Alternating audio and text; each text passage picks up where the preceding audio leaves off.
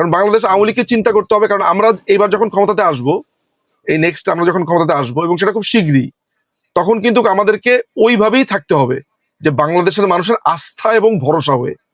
আমি বারবার বলেছি যে এই দলটা আর বুর্জোয়াদের হাবে পরিণত হবে না। এটা হবে প্রপারলি একটা শোষিতের দল।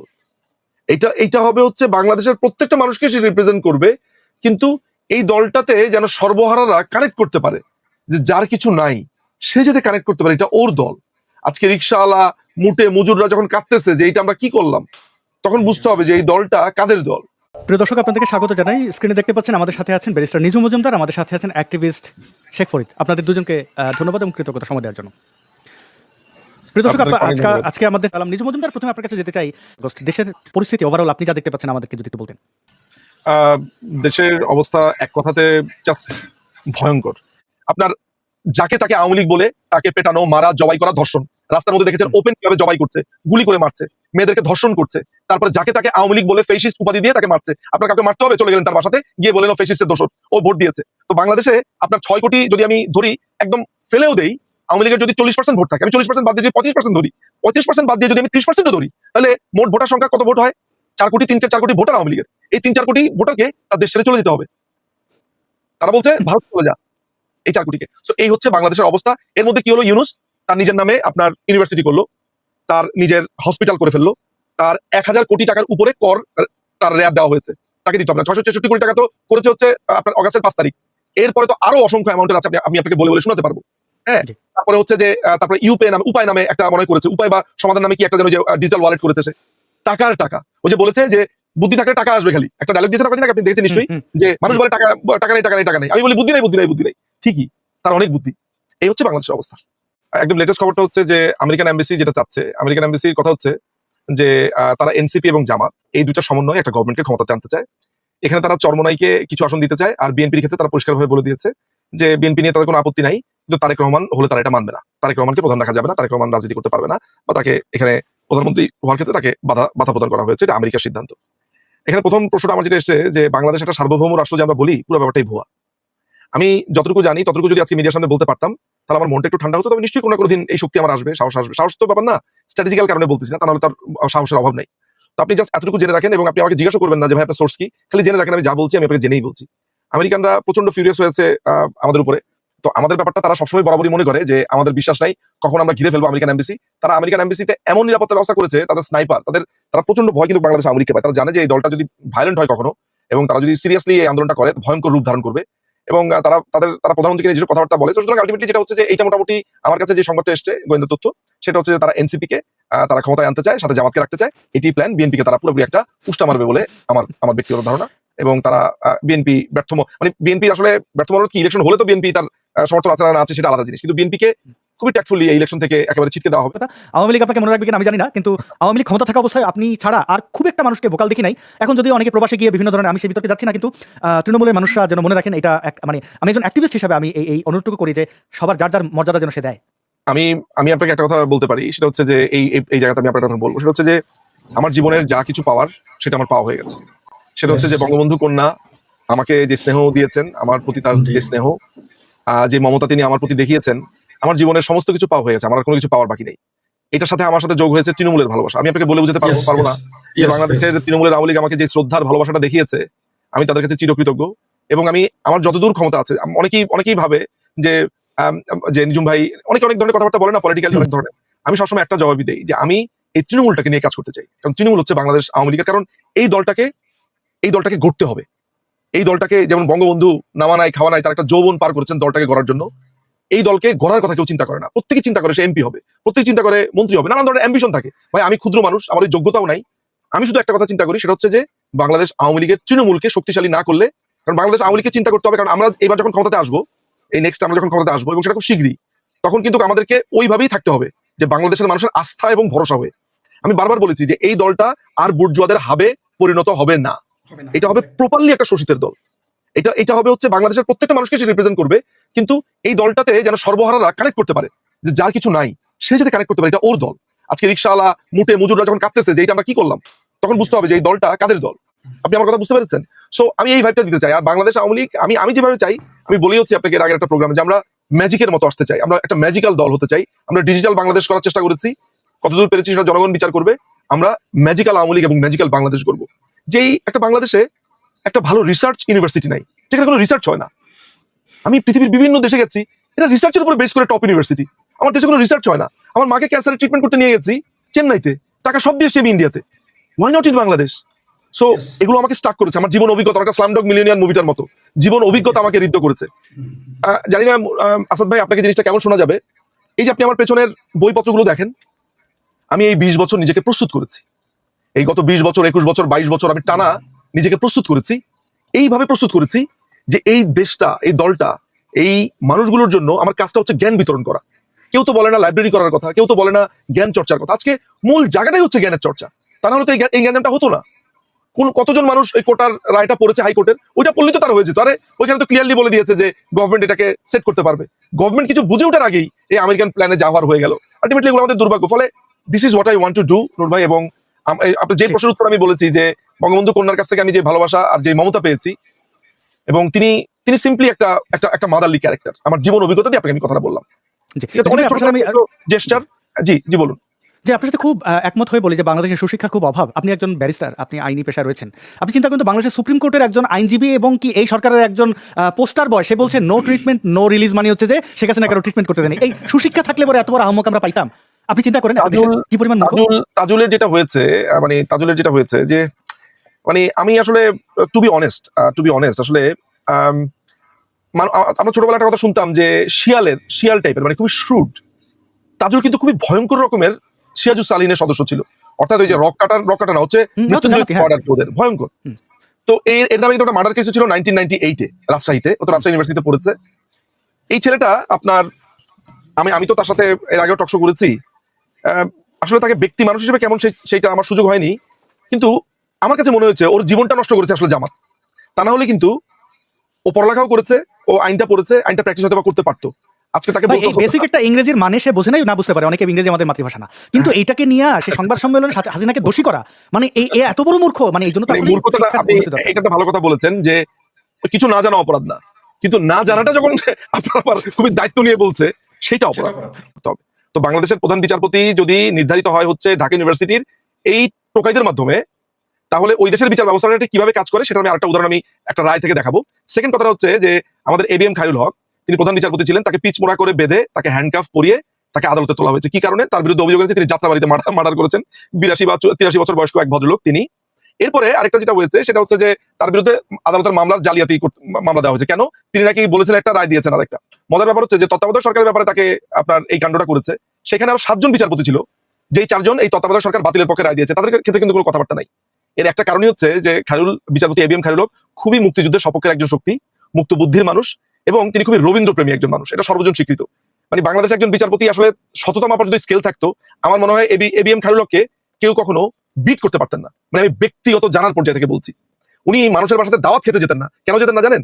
কারণ গেলে যদি কেউ তাকে রিকোয়েস্ট করে কোনো কিছুর জন্য, তিনি রায় লেখার আগে আপনার নিজেকে কনসেন্ট্রেশন করার জন্য তিনি রবীন্দ্রসঙ্গীত ছাড়তেন। চুপচাপ কিছু করে শুনে তিনি ঠান্ডা মাথাতে তিনি বাংলাতে রায় লিখতেন, ইংরেজিতে লিখতেন না, মাতৃভাষাতে রায় লিখতেন। তিনি এমনই একজন অসাধারণ মানুষ। তিনি মোশতাক, জিয়া, তারপর হচ্ছে সায়েম, এই 3টা শাসনকে অবৈধ ঘোষণার যে রায়টা উনি দেন নাই, অ্যাপিলেট ডিভিশন তওয়াজুল হোসেন দিয়েছে, লোয়ার কেস অর্থাৎ হাইকোর্ট ডিভিশনে তিনি বিচারপতি ছিলেন, বঙ্গবন্ধু হত্যাকাণ্ডের বিচারপতি ছিলেন। সো বাংলাদেশে হাই ভোল্টেজ কতগুলো মামলা তিনি ডিল করেছেন। সেই মানুষটাকে যখন পিচমোড়া করে আদালতে দাঁড় করায়, তখন সেই দেশের জুডিশিয়ারি অবস্থা কি হয়। থার্ড যেটা হচ্ছে যে আমাদের অর্থনৈতিক অবস্থা, এটা জাস্ট পঙ্গু হয়ে গেছে। যে আমার সামনে আপনার একটা জিনিস ধরা, আপনাকে শুধু উদাহরণ হিসেবে দেখাই, সেটা হচ্ছে নন ডিসক্লোজার এগ্রিমেন্ট। আমেরিকার সাথে এই চুক্তি করেছে। এই চুক্তি 16 পাতা।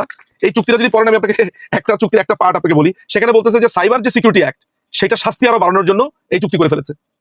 এটা হচ্ছে সাইবার ক্রাইমের এইটা চুক্তিটা আপনার করেছে কোথায়? এটা হচ্ছে কাস্টমস এন্ড ট্রেড ফ্যাসিলিটেশন। এটা হলো আপনার সেকশন 3-তে, সেকশন 3-র 3 নম্বর অনুচ্ছেদ। এখানে আবার এই চুক্তির 16 নম্বর পাতাতে লেখা আছে যে চায়নার সাথে আমি ডিজিটাল প্ল্যাটফর্ম শেয়ার করতে পারবো না।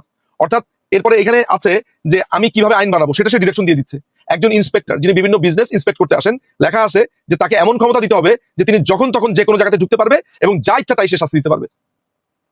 এই চুক্তির মধ্যে একজন বিজনেস ইন্সপেক্টর কি করবে সেটা বলে দেওয়া হচ্ছে। তারপরে লাইসেন্স সব তাদেরকে চাহিদা মাত্র দিতে হবে।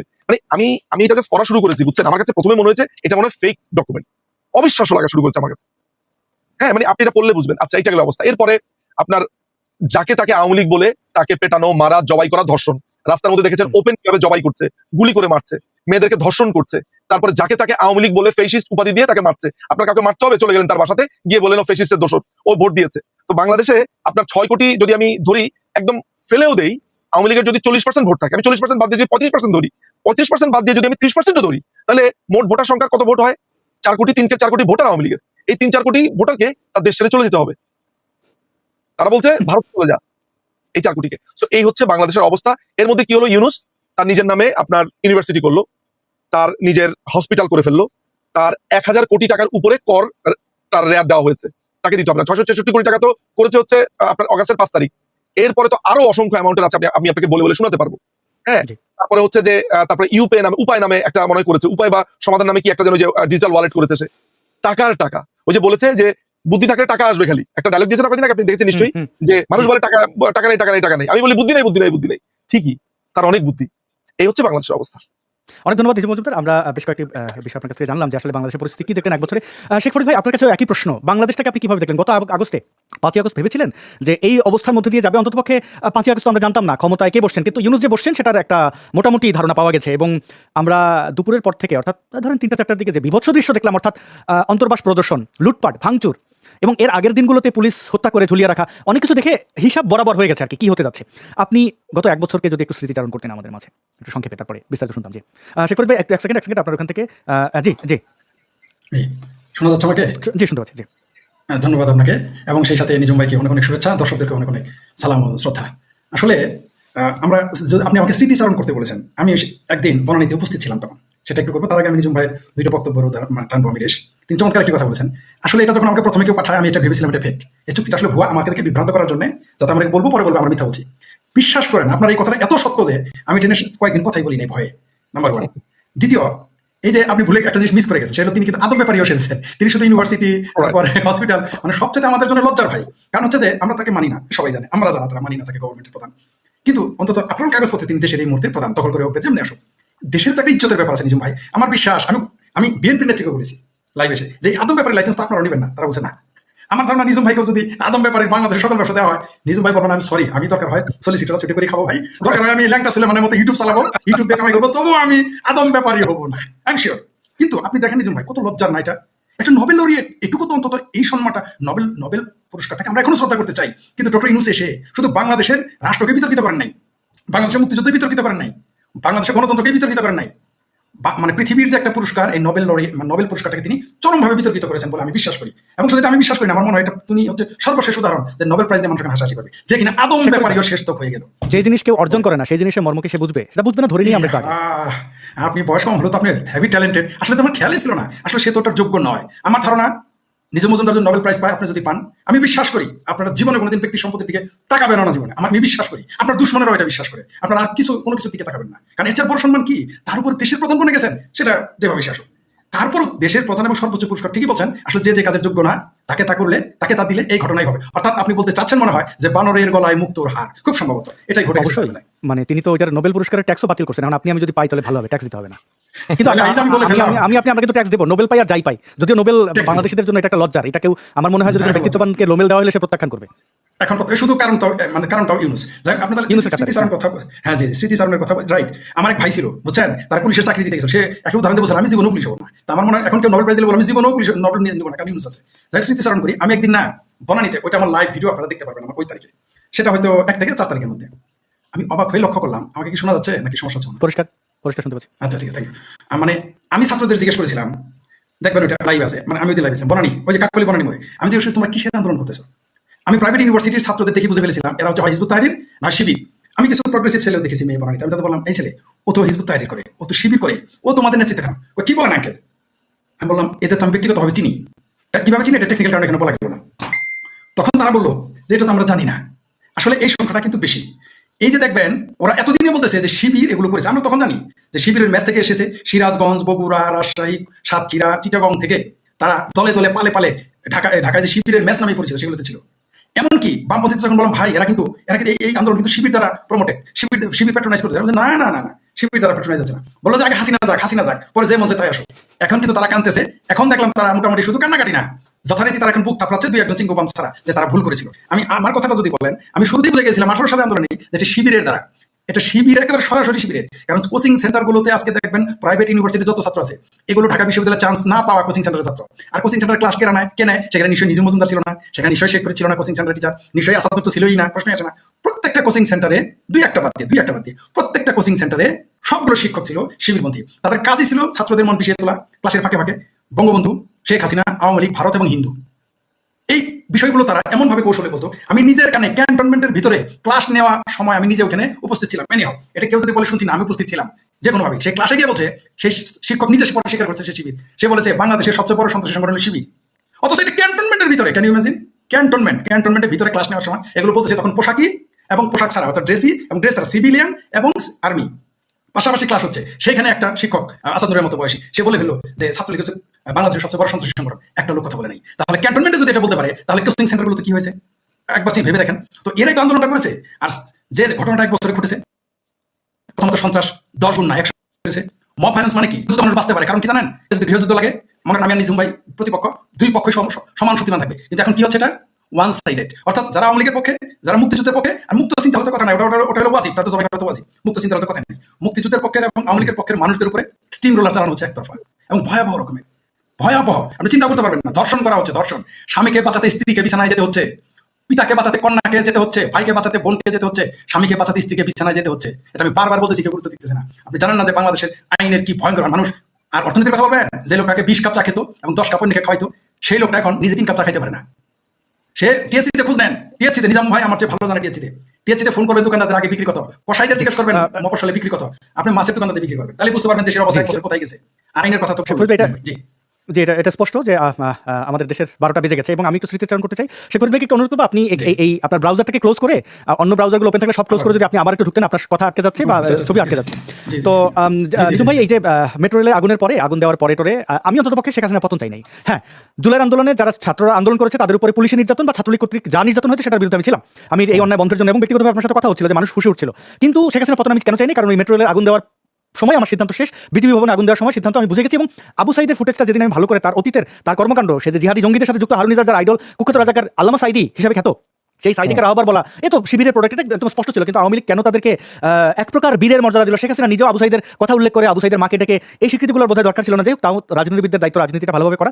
আমি হয়তো ছোট মুখে বেশি কথা নাই বলি, কিন্তু শেখ ফরিদ ভাই যে বামদের কথা বলছিলেন এবং শিক্ষক নেটওয়ার্ক সহ অন্যান্য যে নেটওয়ার্কের সদস্যরা, কেউ ডলারে দৌড়ান আর কেউ হচ্ছে বেকুবের মতো দৌড়ান। কেন দৌড়ান তাও জানেন না। তো সেই বেকুবদের পরিণতি আজকে আমরা দেখবো। একটু যদি দেখি নিজুম ভাই, আজকের বাংলাদেশের অবস্থা আমরা দেখলাম, ইউনুস সাহেব, সেই ডক্টর মোহাম্মদ ইউনুস আন্তর্জাতিক খেলোয়াড়, তিনি জুলাই ঘোষণাপত্র দিলেন। এটা সম্পর্কে আপনার কাছে জানতে চাইব। আমরা দেখলাম তিনি সেই ঘোষণা দিতে গিয়ে জড়িয়ে ধরলেন এক নারীকে। এটা নিয়ে বিতর্ক চলছে। জামাত বলছে তিনি অপবিত্র হয়ে গেছেন, এই মঞ্চে তাদের যাওয়াটা ঠিক হয়নি, তাদের ইমানের সমস্যা হয়ে গেছে। আজকে আল্লামা শফি সাহেব বেঁচে থাকলে কোন ফতোয়া দিতেন আমি জানি না, তবে প্রকাশ্যে কোনো ফতোয়া আসবে না ইসলামপন্থী দলগুলোর কারণে। যেখানে ডক্টর মোহাম্মদ ইউনুস নিজে একজন ধর্মহীন মানুষ, তিনি তার সারা জীবনে যা কিছু করেছেন এগুলো বাংলাদেশের ইসলামপন্থীদের মধ্যে যারা উগ্র তাদের প্রত্যেকটা জায়গায় আঘাত করে। এখন আপনি পাবেন না আসিফ মাহতাব উৎসর মতো সমকামী বিদ্বেষীদের, পাবেন না সুদ নিয়ে ওয়াজ, এগুলো অনেক কিছু পাবেন, এটা বাস্তবতা।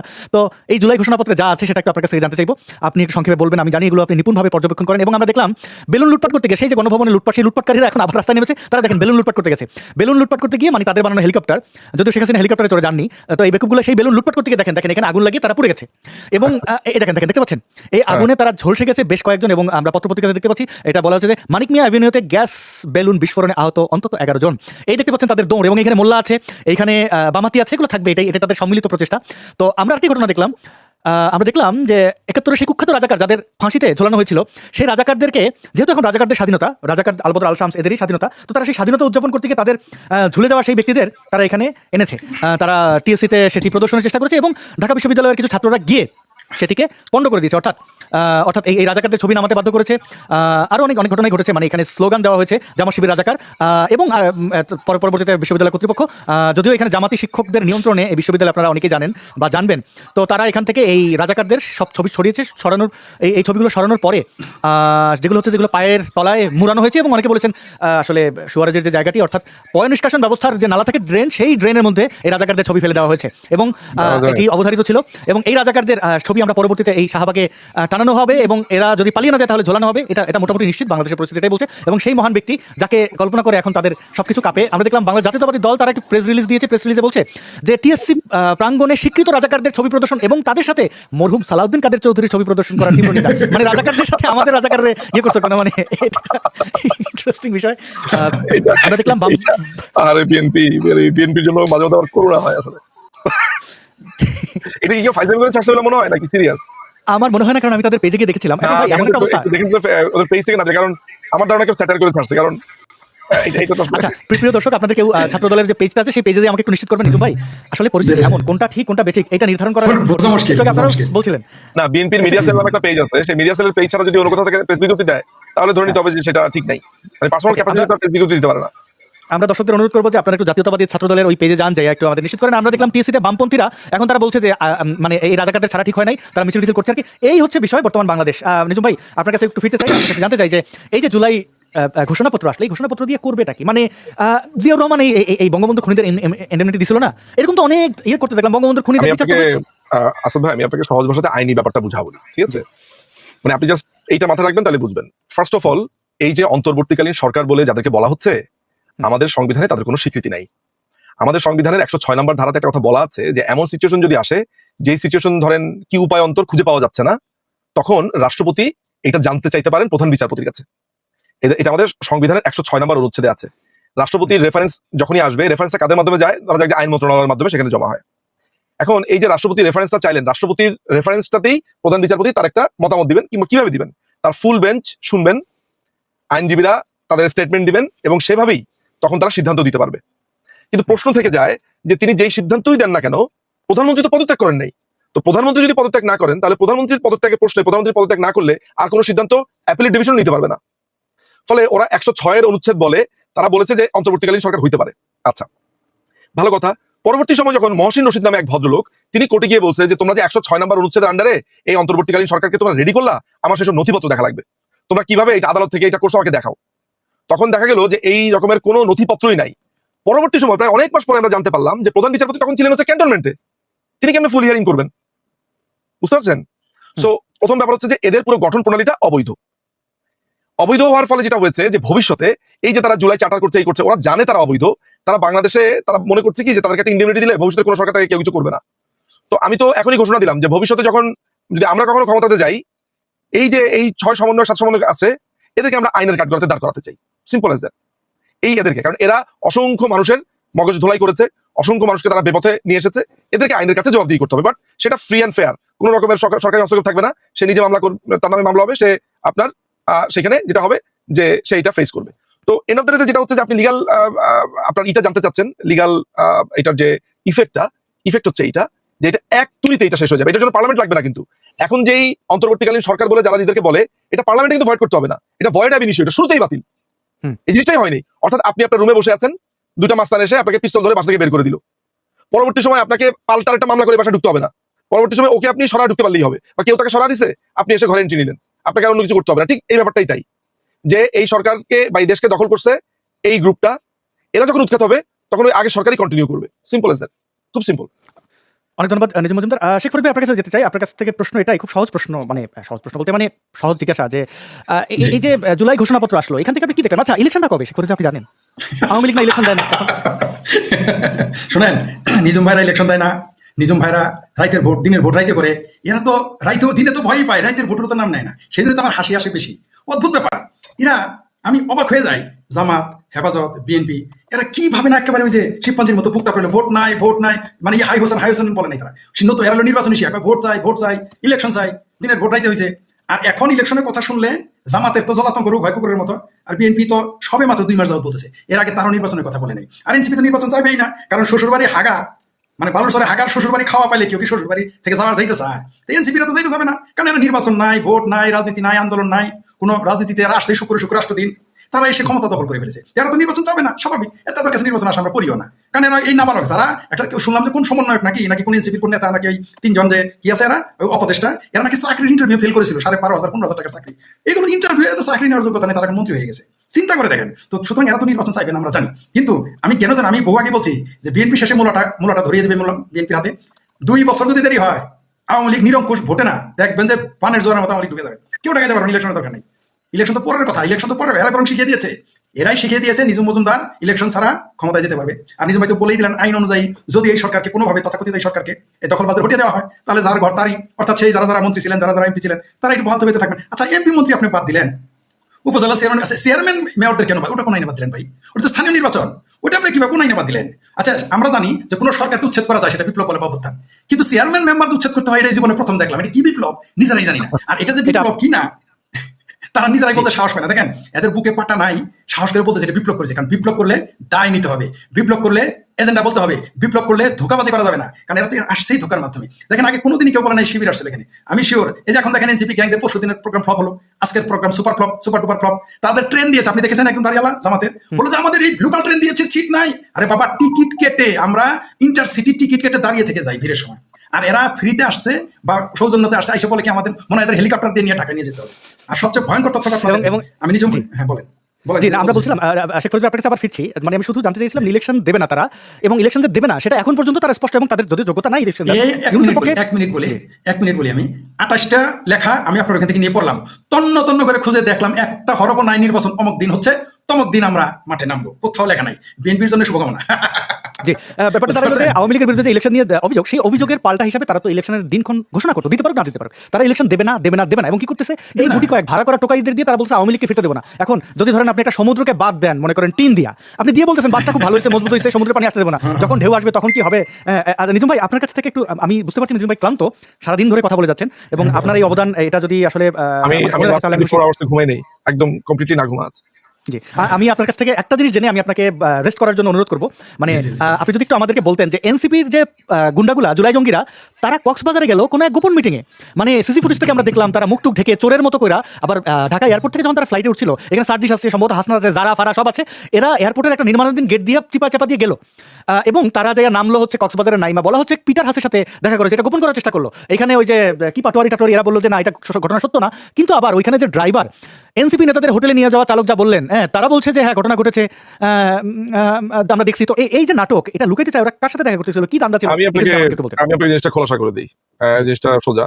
এই পিটার্সের সাথে দেখা করতে গেছে, এটা কারো নজরে আসছে, জিনিসটা সামনাসামনি হয়ে গেছে। একদম লেটেস্ট খবরটা হচ্ছে যে আমেরিকান এমবাসি যেটা চাচ্ছে, আমেরিকান এমবাসির কথা হচ্ছে যে তারা এনসিপি এবং জামাত এই দুইটা সমন্বয়ে একটা গভর্নমেন্টকে ক্ষমতাতে আনতে চায়। এখানে তারা চরমোনাইকে কিছু আসন দিতে চায়, আর বিএনপির ক্ষেত্রে তারা পরিষ্কারভাবে বলে দিয়েছে যে বিএনপি নিয়ে তাদের কোনো আপত্তি নাই, কিন্তু তারেক রহমান হলে তারা এটা মানবে না, তারেক রহমানকে প্রধান রাখা যাবে না, তারেক রহমান রাজনীতি করতে পারবে না, বা তাকে এখানে প্রধানমন্ত্রী হওয়ার ক্ষেত্রে তাকে বাধা প্রদান করা হয়েছে, এটা আমেরিকার সিদ্ধান্ত। এখানে প্রথম প্রশ্নটা আমার যেটা এসছে যে বাংলাদেশ একটা সার্বভৌম রাষ্ট্র যে আমরা বলি, পুরো ব্যাপারটাই ভুয়া। আমি যতটুকু জানি ততটুকু যদি আজকে মিডিয়ার সামনে বলতে পারতাম, তাহলে আমার মনটা একটু ঠান্ডা হতো। তবে নিশ্চয়ই কোনো কোনো দিন এই শক্তি আমার আসবে, সাহস আসবে। সাহস তো ব্যাপার না, স্ট্র্যাটেজিক্যাল কারণে বলতেছি না, তাহলে তার সাহসের অভাব নাই। তো আপনি জাস্ট এতটুকু জেনে রাখেন, এবং আপনি আমাকে জিজ্ঞাসা করবেন না যে ভাই আপনার সোর্স কি, খালি জেনে রাখেন আমি যা বলছি আমি আপনাকে জেনেই বলছি। আমেরিকানরা প্রচন্ড ফিউরিয়াস হয়েছে আমাদের উপরে। তো আমাদের ব্যাপারটা তারা সবসময় বরাবরই মনে করে যে আমাদের বিশ্বাস নাই, কখন আমরা ঘিরে ফেলবো আমেরিকান এমবাসি। তারা আমেরিকান এমবাসিতে এমন নিরাপত্তা ব্যবস্থা করেছে, তাদের স্নাইপার, তারা প্রচন্ড ভয় কিন্তু বাংলাদেশ আওয়ামী লীগকে পায়। তারা জানে যে এই দলটা যদি ভায়োলেন্ট হয় কখনো, এবং তারা যদি সিরিয়াসলি এই আন্দোলনটা করে, ভয়ঙ্কর রূপ ধারণ করবে, এবং তারা প্রধানমন্ত্রীকে নিজের কথাবার্তা বলে। তো সুতরাং আলটিমেটলি যেটা হচ্ছে যে এইটা মোটামুটি আমার কাছে যে সংবাদটা এসছে গোয়েন্দা তথ্য, সেটা হচ্ছে যে তারা এনসিপি কে তারা ক্ষমতায় আনতে চায়, সাথে জামাতকে রাখতে চায়, এটি প্ল্যান। বিএনপি কে তারা পুরোপুরি একটা উষ্টা মারবে বলে আমার ব্যক্তিগত ধারণা। এবং তারা বিএনপি মানে বিএনপি আসলে ব্যর্থ মনোরোধ কি, ইলেকশন হলে তো বিএনপি তার সমর্থন আছে না আছে সেটা আলাদা জিনিস, কিন্তু বিএনপি কে খুবই ট্যাক্টফুলি এই ইলেকশন থেকে একেবারে ছিটকে দেওয়া হবে, একটা বলির পাঠা বানানো হতে পারে। তবে এটা নিশ্চিত থাকা যেতে পারে যে এনসিপি আর জামাতকে নিয়ে একটা সরকার গঠন করতে চায়, আপাতত এটাই উদ্দেশ্য, এবং এই উদ্দেশ্যেই আসলে পিটার হাসানের সাথে তাদের একটু দেখা করেছে তারা। জি, নিজুম ভাই, অনেকে বলছেন যে এই জুলাই সন্ত্রাসী, জুলাই জঙ্গিরা সেফ এক্সিটের জন্য পিটার হাসের সাথে একটা আলোচনা গেছে, এরকম বলা হচ্ছে। আমরা সেটা বাস্তবতা কি সেটা দেখতে পাবো, কতজন পালাবে সেটা প্রশ্ন। ওকে, দেখা যাক। নিজুম ভাই, আমি আপনার শারীরিক অবস্থা বুঝতে পারছি। যেদিন গোপালগঞ্জে এই গণহত্যা চালানো হয়েছিল সেদিন আমি রাতে ঘুমাইনি, দিনে ঘুমাইনি, 24 ঘন্টা আমি বুঝতে পারছিলাম যে কিভাবে মাথার মধ্যে ভোগ করছিল। আপনি অক্লান্ত, এই লাইভের আগে আরেকটা লাইভে ছিলেন, এর আগে একটা, মানে এই অক্লান্ত পরিশ্রম এবং পর্যবেক্ষণের জন্য আপনার কাছে কৃতজ্ঞতা। আওয়ামী লীগ আপনাকে মনে রাখবে কিনা আমি জানি না, কিন্তু আওয়ামী লীগ ক্ষমতা থাকা অবস্থায় আপনি ছাড়া আর খুব একটা মানুষকে ভোকাল দেখি নাই। এখন যদিও অনেকে প্রবাসে গিয়ে বিভিন্ন ধরনের, আমি সেই বিতর্কে যাচ্ছি না, কিন্তু তৃণমূলের মানুষরা যেন মনে রাখেন এটা, মানে আমি একজন অ্যাক্টিভিস্ট হিসাবে আমি এই অনুরোধটুকু করি যে সবার যার যার মর্যাদা যেন সে দেয়। আমি আপনাকে একটা কথা বলতে পারি, সেটা হচ্ছে যে এই জায়গাতে আমি আপনার কথা বলবো, সেটা হচ্ছে যে আমার জীবনের যা কিছু পাওয়ার সেটা আমার পাওয়া হয়ে গেছে। সেটা হচ্ছে যে বঙ্গবন্ধু কন্যা আমাকে যে স্নেহ দিয়েছেন, আমার প্রতি তার যে স্নেহ, যে মমতা তিনি আমার প্রতি দেখিয়েছেন, আমার জীবনের সমস্ত কিছু পাওয়া হয়ে গেছে, আমার কোনো কিছু পাওয়ার বাকি নেই। এটার সাথে আমার সাথে যোগ হয়েছে তৃণমূলের ভালোবাসা। আমি আপনাকে বলে বুঝতে Yes, পারবো না yes, যে yes, বাংলাদেশের yes. তৃণমূলের আওয়ামী লীগ আমাকে যে শ্রদ্ধার ভালোবাসাটা দেখিয়েছে, আমি তাদের কাছে চিরকৃতজ্ঞ। এবং আমি আমার যতদূর ক্ষমতা আছে, অনেকেই ভাবে যে যে নিঝুম ভাই অনেক ধরনের কথাবার্তা বলে না, পলিটিক্যালি অনেক ধরনের। আমি সবসময় একটা জবাবই দেই যে আমি এই তৃণমূলটাকে নিয়ে কাজ করতে চাই, কারণ তৃণমূল হচ্ছে বাংলাদেশ আওয়ামী লীগের। কারণ এই দলটাকে গড়তে হবে। এই দলটাকে যেমন বঙ্গবন্ধু নামা নাই খাওয়া নাই তার একটা যৌবন পার করেছেন দলটাকে গড়ার জন্য, এই দলকে গড়ার কথা কেউ চিন্তা করে না। প্রত্যেকে চিন্তা করে সে এমপি হবে, প্রত্যেকে চিন্তা করে মন্ত্রী হবে, নানান ধরনের অ্যাম্বিশন থাকে। ভাই আমি ক্ষুদ্র মানুষ, আমার ওই যোগ্যতাও নাই। আমি শুধু একটা কথা চিন্তা করি, সেটা হচ্ছে যে বাংলাদেশ আওয়ামী লীগের তৃণমূলকে শক্তিশালী না করলে, কারণ বাংলাদেশ আওয়ামী লীগকে চিন্তা করতে হবে, কারণ আমরা এবার যখন ক্ষমতাতে আসবো, এই নেক্সট আমরা যখন ক্ষমতাতে আসবো এবং সেটা খুব শীঘ্রই, তখন কিন্তু আমাদেরকে ওইভাবেই থাকতে হবে যে বাংলাদেশের মানুষের আস্থা এবং ভরসা হয়ে।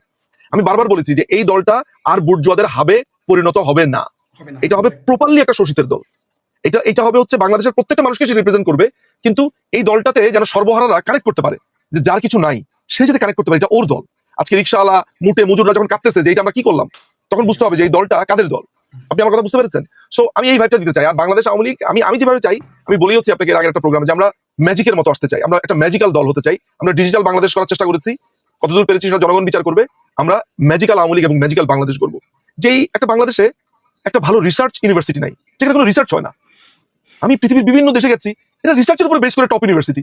আমার দেশে কোনো রিসার্চ হয় না। আমার মাকে ক্যান্সারের ট্রিটমেন্ট করতে নিয়ে গেছি চেন্নাইতে, টাকা সব দিয়ে এসেছি আমি ইন্ডিয়াতে। Why not in Bangladesh? So Yes. এগুলো আমাকে স্টাক করেছে, আমার জীবন অভিজ্ঞতা, একটা স্লামডগ মিলিয়নিয়ার মুভিটার মতো জীবন অভিজ্ঞতা আমাকে ঋদ্ধ করেছে। জানি না আসাদ ভাই আপনাকে জিনিসটা কেমন শোনা যাবে। এই যে আপনি আমার পেছনের বইপত্রগুলো দেখেন, আমি এই 20 বছর নিজেকে প্রস্তুত করেছি। এই গত 20 বছর, 21 বছর, 22 বছর আমি টানা নিজেকে প্রস্তুত করেছি। এইভাবে প্রস্তুত করেছি যে এই দেশটা, এই দলটা, এই মানুষগুলোর জন্য আমার কাজটা হচ্ছে জ্ঞান বিতরণ করা। কেউ তো বলে না লাইব্রেরি করার কথা, কেউ তো বলে না জ্ঞান চর্চার কথা। আজকে মূল জায়গাটাই হচ্ছে জ্ঞানের চর্চা। তা নাহলে তো এই জ্ঞানটা হতো না। কতজন মানুষ এই কোটার রায়টা পড়েছে হাইকোর্টের, ওইটা পড়লে তো তারা হয়ে যেত। আরে ওইখানে তো ক্লিয়ারলি বলে দিয়েছে যে গভর্নমেন্ট এটাকে সেট করতে পারবে।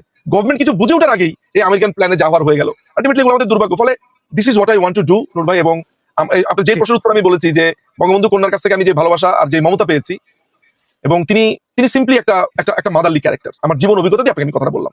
জি, ঠিক আছে, এখানে অনেক আপনার সাথে আমি জেস্টার। জি বলুন। যে আপনার সাথে খুব একমত হয়ে বলি যে বাংলাদেশের সুশিক্ষার খুব অভাব। আপনি একজন ব্যারিস্টার, আপনি আইনি পেশায় রয়েছেন।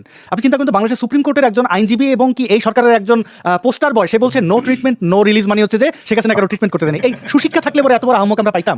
আপনি চিন্তা করেন কি পরিমাণ তাজুলের যেটা হয়েছে যে মানে আমি আসলে টু বি অনেস্ট আসলে আমরা ছোটবেলা একটা কথা শুনতাম যে শিয়াল টাইপের, মানে খুবই শ্রুড।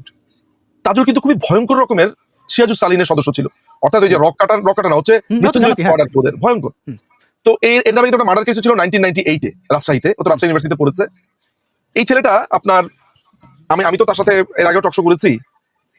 আসলে তাকে ব্যক্তি মানুষ হিসেবে কেমন সেইটা আমার সুযোগ হয়নি, কিন্তু আমার কাছে মনে হয়েছে ওর জীবনটা নষ্ট করেছে আসলে জামাত।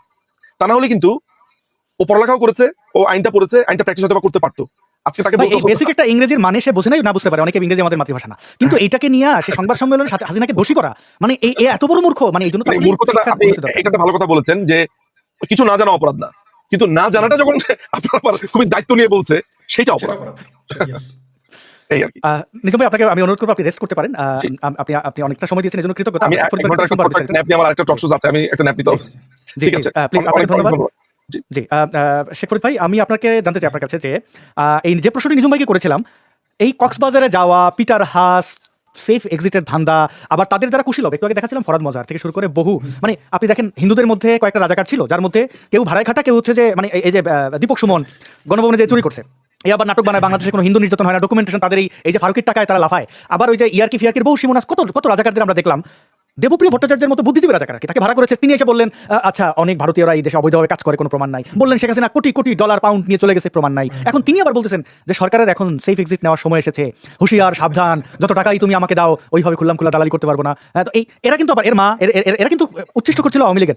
আমার কথা হচ্ছে ভাই, তুমি আওয়ামী লীগের উচ্ছিষ্ট করে তুমি বেইমানি করো কেন? মানে তুমি সমালোচক হও, আওয়ামী লীগের সমালোচনা যেভাবে করছো, আবার যারা আওয়ামী লীগের সমালোচনা করেছেন তারা সিলেক্টিভ মানবতাবাদী কেন? আওয়ামী লীগের সমালোচনা করেছেন, খুবই যৌক্তিক সমালোচনা, ঠিক আছে। এখন ইউনূসের বেলায় চুপ কেন? তাহলে কি তুমি পয়সা খাইয়া চুপ, নাকি তুমি চক্রান্তকারী? এই গত 5ই আগস্ট পর্যন্ত তুমি চক্রান্ত করেছো, তুমি এটা জানো বলে এখন তুমি মুখ খুলছো না, কারণ তোমার পিঠে কিল পড়বে। যদি কেউ চক্রান্ত না করে তার তো ভয় পাওয়ার কিছু নাই। মানে আপনি জুলাই আন্দোলনের পক্ষে ছিলেন, তাদের সমর্থন দিচ্ছেন, এটা তো অপরাধ না, আপনি দিতেই পারেন। আপনি দেশের নাগরিক, আপনি লুকাই দিচ্ছেন কেন? কারণ তার মানে আপনার ঝামেলা আছে। এই ঝামেলাবাজদের নিয়েই আমি যে প্রশ্নটা করি, এই সমন্বয়কগুলো গোপনে বৈঠক করতেছে কেন? তাদের এই হ্যাডাম নাই কেন যে আমি পিটার হাস তো সে কোনো নিষিদ্ধ জঙ্গি সংগঠন না, তোরা তো এই জঙ্গিদের ছেড়ে দিচ্ছ। হারুন নিজার এখন ইয়েতে ঘুরে বেড়াইতেছে। অবশ্য হারুন নিজারের শেখ হাসিনা ছাড়ছিল এবং 4 আগস্ট তার যে জ্বালাময়ী বক্তব্য এটা তো শুনছেনি, এবং আমরা দেখলাম জসিমউদ্দিন রহমানি সহ আরো জঙ্গিদের একদম ওপেনলি ছেড়ে দেওয়া হয়েছে। তো এই জঙ্গিদের সাথে তারা কিন্তু প্রকাশ্যে মিটিং করে। আপনি দেখছেন আসিফ নজরুলের একটা ছবি আছে, এই হারুন নিজার এবং জসিমউদ্দিন রহমানের সাথে সে দাঁড়িয়ে আছে। তো সেটা আরাম পিটার হাসের সাথে লুকে, তার মানে কি ঝামেলাটাকে একটু বলেন তো আমাদেরকে। ধন্যবাদ ব্যাপারটা কি? আপনাকে, সেই সাথে আপনার দর্শকদেরকে অনেক অনেক শুভেচ্ছা। আপনি খুবই এই মুহূর্তের সবচেয়ে বিপজ্জনক এবং গুরুত্বপূর্ণ কথাটা তুলে এনেছেন সামনে। আপনি দেখেন, আপনি যে উদাহরণটা দিলেন, জঙ্গিদের সাথে তারা ছবি উঠাচ্ছে, জঙ্গিদের সাথে মিটিং করতেছে। ইভেন জঙ্গিদেরকে আর্মি পুলিশ না, আর্মি পাহারা দিয়ে আর্মি পাশে দাঁড়িয়ে থাকে। সেই জায়গায় একজন মার্কিন নাগরিক, মার্কিন কূটনীতিক, আমি জানি না সত্য মিথ্যা পিটার হাসের সাথে মিটিং হয়েছে কিনা। যদি তারা করে, প্রকাশ্য করতে ভয় কিসের? ভয় তখনই থাকে জানেন কি, পরকিয়া করতে কিন্তু ভয় করতে হয়। হাঙ্গা করতেও না, বিয়ে করতে ভয় পায় না। কারণ যখন বউ থাকতে আরেকজনের সাথে বিয়ে করবে, আরেকজনের সাথে পরকিয়া করবে, তখন না ভীতি কাজ করবে। অথবা সে নিজে যখন অপরাধ করবে, এখন তো আওয়ামী লীগ ক্ষমতাই নেই, এখন তো শেখ হাসিনা ক্ষমতা নেই যে পুলিশ তাকে ধরবে, তাকে গালি দিবে, বকা দিবে। ছাত্রলীগে তো নাই যে মিছিল করবে। তাহলে কি তাদের ভয়? তাদের ভয় একটাই, তারা কার সাথে মিটিং করেছে আমরা জানি না। আমার কেন যেন সন্দেহ হয়, হ্যাঁ এই যে একটা আমাদের আসিফ সার, 2 মহান জঙ্গির পাশে, ও পাশে আরেকটা জঙ্গির নাম যেন কি, আর এটা তো বড় জঙ্গি, এই যে এটা হচ্ছে হারুন নিজার, এটা হচ্ছে জসিমউদ্দিন রহমান। আর ওই পাশেরটারে আমি ভালো চিনতেছি না, দাঁড়ান দেখি দেখা যায় কিনা। ওটা গুনবিনা তো আবার শুনবে না, গুনবিনা না গুনবি এখানে আসতে পারে না, নিশ্চয়ই গুনবি। এই গুনবির চাইতে বড় সন্ত্রাসী হলো যে আসিফ নজরুলের পাশে 2 জন রয়েছে। যাই হোক, আসলে তারা এখানে শুধু যে পিটার হাসের নাম বলতেছে, আমি কিন্তু রিউমার বা আলোচনা বা সমালোচনার মধ্যে কিছু কিছু সূত্র খুঁজি, কিছু বিষয় মানে হিডেন বিষয়, মানে গুপ্ত বিষয়ের ভিতরে গুপ্ত বিষয় খুঁজি। আমার কেন যেন মনে হচ্ছে জানেন, যে পিটার হাসের নাম বলে আসলে তারা ওইখানে রোহিঙ্গাদের সাথে মিটিং করেছে, রোহিঙ্গা নেতাদের সাথে করেছে, পাকিস্তানের আইএসআইদের সাথে মিটিং করেছে। আমার ধারণা সেখানে তুরস্কের গোয়েন্দা সংস্থাও ছিল। আমার কাছে এরকম কেন যেন মনে হচ্ছে, কেন যেন আমি জানি না। এটা আমি আবার বলি, এটা গুজব না, অনুমান করলাম মাত্র, আমি গুজব ছড়ালাম না। কারণ পিটার হাসকে নিয়ে মিটিং করতে তাদের কিসের এত ভয়? কেন এত ভয়? কারণ জনগণ যখন এই ছবিটা দেখবে, জনগণের কাছে দিনের মতো পরিষ্কার হয়ে যাবে, দিনের আলোর মতো, যে শেখ হাসিনা প্রধানমন্ত্রী থাকাকালীন শেষের দিকে যে কথাটা বলেছিলেন দেশ থেকে চলে যাওয়ার আগে, যে একটি দেশ এবং কিছু সংগঠন আমাদের দেশের ভিতরে দেশ তৈরি করতে চায়, ঘাঁটি চায়, বন্দর চায়, এই কথাটা সত্য প্রমাণিত হবে।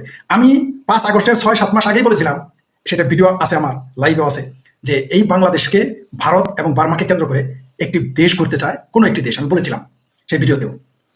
আসলে এইখানে বাংলাদেশ এখন গণিমতের মাল হয়ে গেছে। আপনি দেখতে পাচ্ছেন, যুদ্ধের ময়দানে যখন কেউ কিছু গ্রহণ করে, সেটা তো সব গণিমতের মাল, যেভাবে ইচ্ছা সেভাবে ব্যবহার করতে পারে, যে ইচ্ছা সেই নিতে পারে, দিতে পারে, গিফট নিয়ে আবার গিফট দিতে পারে। ঠিক বাংলাদেশটা এখন তাই। তারা গোপনে মিটিং করার কারণ হচ্ছে বাংলাদেশের মানুষকে, মনে করেন সারা বাংলাদেশের মানুষকে কিছুক্ষণের জন্য আপনি বোকা বানিয়ে রাখলেন, এটা সম্ভব। ম্যাজিক দেখি না আমরা, ম্যাজিক দেখলে বোকা হয়ে যায়, কিন্তু ম্যাজিক তো আসলে একটা ট্রিক, কৌশল, বিজ্ঞান এবং হাতের ট্রিক, এটাই হচ্ছে ম্যাজিক।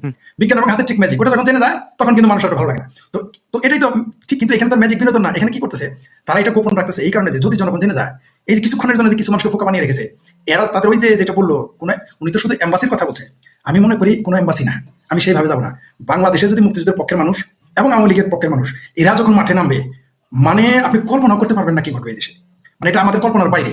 এই যে যারা তথাকথিত 5 আগস্টের যে তথাকথিত অভ্যুত্থান দেখলো, কয়টা লোক হয়েছে ভাই? আমরা তো দেখেছি ভাই, 11 তারিখ পর্যন্ত তো বাংলাদেশে ছিলাম, এবং 3 তারিখ, 1 তারিখ, 2 তারিখ, 3 তারিখ, 4 তারিখ পর্যন্ত তো মাঠে রাস্তাঘাটে ছিলাম, দেখেছি তো কত মানুষ হয়েছে। এরা কল্পনা করতে পারতেছে না। ওই যে অনেকেই বলতেছে, আমি মাঝে মাঝে বলি এদের হ্যান করবে, তেন করবে।